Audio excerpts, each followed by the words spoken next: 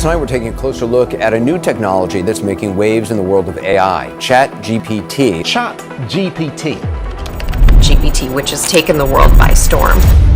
What happens when something vastly smarter than the smartest person comes along in silicon form? My name is Sam Altman. I'm the Chief Executive Officer of OpenAI. OpenAI AI के field में नई दिशा बना रहा है। उनका mission है AI को cool banana, accessible and helpful. मतलब AI स्मार्ट बनेगा लेकिन बोरिंग नहीं।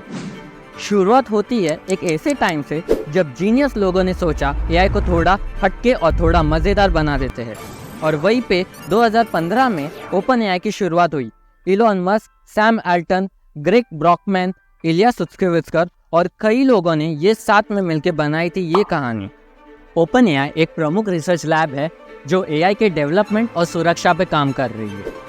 OpenAI के मॉडल्स दुनिया भर में प्रसिद्ध है। इनमें से एक है GPT यानी generative pre train transformer. Generative pre train transformer एक तरीके का कंप्यूटर प्रोग्राम है जो बड़ी अमाउंट में वर्ड्स और सेंटेंसेस को समझने और लिखने में क्षमता रखता है। इसका मेन एम है सेंटेंसेस को जनरेट करना और उसमें अंडरस्टैंडिंग और लॉजिक को जोड़ना।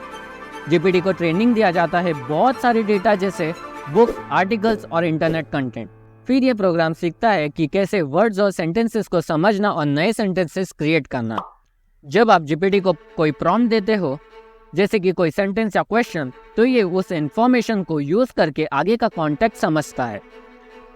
For example, Ratan Tata is a dash. So ChatGPT ने आंसर किया, Ratan Tata is a industrialist, philanthropist and billionaire. यहाँ पे GPT कुछ भी बोल सकता था, जैसे कि रतन टाटा इज अ काजू कतरी और Ratan Tata is a coffee, but ये नहीं किया। GPT जैसे कंप्यूटर प्रोग्राम की ये स्पेशलिटी है, वो एक probabilistic and most human certain way output generate करते हैं, अनलाइक स्टूपिड कंप्यूटर जो स्पेसिफिक आउटपुट जनरेट करते हैं। OpenAI ने बनाए बहुत सारे मॉडल और यहाँ से शुरू हुआ उनका मज़ेदार सफ़र, जहाँ पे आए बहुत सारे चैलेंजेस, फेलियर्स और एक्सपेरिमेंटेशन का सर्कल। 2019 में GPT-2 आया। इसमें 1.5 बिलियन पैरामीटर्स थे जिसने हाई क्वालिटी और ह्यूमन लाइक टेस्ट जनरेट किया। GPT-3 सबसे बड़ा और पावरफुल मॉडल, इसमें 175 बिलियन पैरामीटर्स थे। GPT-4 एक नया एंड इम्प्रूव AI मॉडल है जो यूज़र के इंटेंशन को समझता है और ट्रूथफुलनेस मेंटेन करता है और ऑफेंसिव या डेंजरस आउटपुट जनरेट नहीं करता। GPT-4 GPT-3.5 के कंपैरिजन में फैक्चुअल करेक्टनेस में बेटर हुआ है। हैल्यूसिनेशन, जहां मॉडल फैक्चुअल या रीजनिंग एरर्स करता है, वो कम हुआ है। GPT-4 ने OpenAI के इंटरनल फैक्चुअल परफॉर्मेंस बेंचमार्क में GPT-3.5 से 40% बेटर स्कोर किया है। मतलब अब आप उसमें अलग टोन या स्टाइल में लिखने के लिए कमांड दे सकते हो। For example, you are a talkative data expert या you are a rude data expert लिखकर आप उसे डेटा साइंस कंसेप्ट एक्सप्लेन करवा सकते हैं। एक और इम्प्रूवमेंट है, अगर आप इलीगल या अनसेवरी रिक्वेस्ट करते हैं तो ChatGPT-4 बेटर है इनको रिफ्यूज करने में। इसमें यूज़र टेक्स्ट और इमेजेस दोनों को इनपुट दे सकते हैं।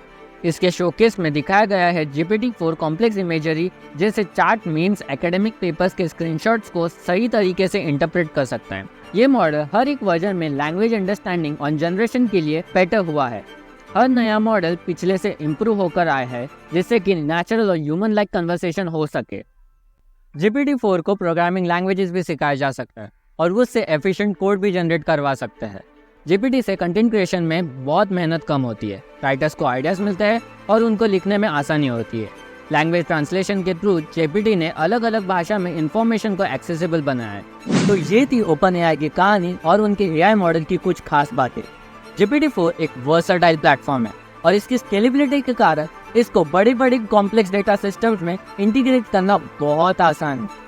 OpenAI हमेशा अपने आप को अपडेट करता रहता है जिससे कि इसकी एक्यूरेसी एंड अडेप्टिबिलिटी बहुत इंक्रीज हो चुकी है। एंड इसी फ्लेक्सिबिलिटी के कारण इन्हें AI के वर्ल्ड में स्पेशल बोला गया है। Thanks for watching. For more such inspirational stories, case studies and many more, subscribe to Ichana Tech Tales.